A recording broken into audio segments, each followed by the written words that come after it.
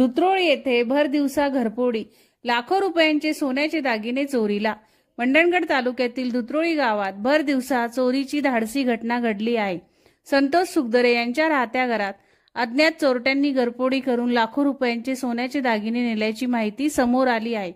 घटनेची माहिती मिळताच मंडणगड पोलीस ठाण्याचे पोलीस निरीक्षक आणि त्यांच्या सहकाऱ्यांनी घटनास्थळी धाव घेऊन पंचनामा केला। या चोरीमुळे परिसरात भयाचे वातावरण निर्माण झाले आहे। या अगोदर गावात अशा प्रकारे कधीही चोरी झालेली नसून कित्येक वर्ष रहिवासी घराला कडी लावून गावात कुठेही फिरत असत, परंतु अशा प्रकारे खेडेगावात चोऱ्या होऊ लागल्याने आश्चर्याची बाब म्हटली जात आहे। नागरिकांमध्ये पोलीस प्रशासनाकडून तत्काळ तपासाची अपेक्षा व्यक्त केली जात आहे।